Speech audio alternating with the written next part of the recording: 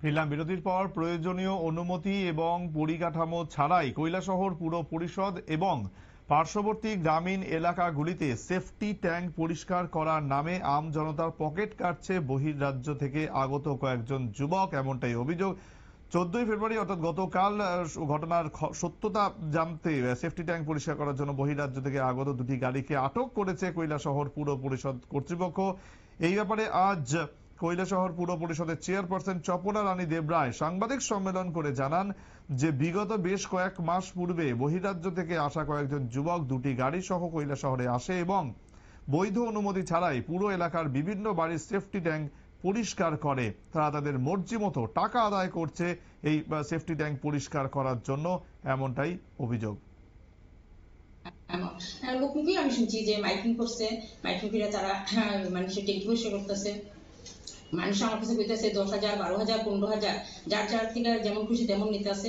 কিন্তু ভোরবেলা তারা কাজ করে যায় গিয়া আমি মানুষ মানে শোনার পরেও আমি এটা ধরতে পারছি না। একবার যখন ধরছি তারারে রাস্তা পাইয়া ধরার পরে আমি আমার কলাক্ষেত্রের পেছনে গাড়িটা আটকেছি, আটকে তার সাথে যোগাযোগ করার লেগে খবর দেওয়া হয়েছে যে যে তোমরা এরকম জায়গা টাকা ঠিক না করে যেহেতু তোমরা যে কোনো জায়গায় ফালাইতেছো, খুবই ফালাইতেছো।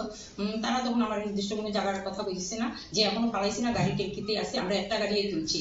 এরকম করার পরে তখন আমি গাড়ি আটকানো হয়েছে। তারা খবর দেওয়ার পরেও তারা যে তোমরা জায়গা টাকা ঠিক না করে এরকম এগুলো পরিশন দেবো, কোন জায়গায় ফেলে মানুষের ক্ষতি হইব। তারা একদম ভোরবেলা দেখি আমি গাড়িটা পরের দিনে এখানে গাড়ি নাই, গাড়ি কেউ বা কাহারা তারা হেল্প করছে আমি ঠিক জানি না, গাড়ি নিয়ে তারা গেছে গিয়ে এখান থেকে। এইবার যখন আমি লক্ষ্য করলাম যে তারা এবার দুইটা গাড়ি নিয়ে আসছে, দুইটা গাড়ি নিয়ে অনেক জায়গায় তারা পরিষ্কার করতেছে। মানুষ আমার কইতেছে যে ম্যাডাম গাড়ি আইছে, মানুষের আমরা থেকে অনেক টাকা নিছে। এতে পুরো পরিষদের একটা মানে রিউমার যে আমি যে এরারে দেওয়া কাজ করাইতেছি বা যখন খুশি তখন মানুষের থেকে টাকা যার থেকে যেমন খুশি তারা নিতেছে। এখানে সাক্ষাৎকারও আপনারা আশা করি নিছেন, একজন আপনার সামনেই হয়েছে। তারপরে আমি গাড়িটি আমার যে সকালে যে গার্বেজ কালেকশন করে এই ওয়ার্কারটা দিয়ে আটকাইছি। একজন আমাদের এখানে বুথ সভাপতিও আসলো, 10 নম্বর ওয়ার্ডের বুথ সভাপতি বাপটু দত্ত কাছে আসলো, বাপটু দত্ত হেল্প করছে। গাড়ি আনার পরে আমি এসডিএম এর কাছে রিপোর্ট করছি, থানাতে রিপোর্ট করছি, দুইটা গাড়ি আটকানো হয়েছে। তারা এবার আছে 4-5 জন, মালিক আছে একজন। তারা বলতেছে যে তারা ভাই এখান থেকে তারা মনিটরিং করে, কিন্তু না আগেবারও তারা যেখানে এখানে পালাইছে।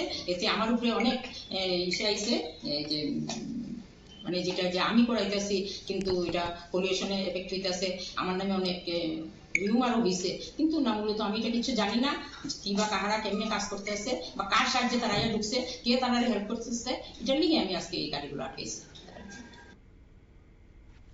শুনতেই পেলেন যে কারোর থেকে 10,000, কারোর থেকে 15,000, কারোর থেকে 20,000 এমন ভাবেই কিন্তু টাকা চাওয়া হয়েছে সেফটি ট্যাঙ্ক পরিষ্কার করার জন্য। এবং তার জন্য এখনো পর্যন্ত জনমানুষ এটা বেশ ক্ষোভ জন্মেছে। এখনকার মতো খবর এই পর্যন্তই। অন্যান্য খবরের জন্য দেখতে থাকুন নিউজ ভ্যানগার্ড।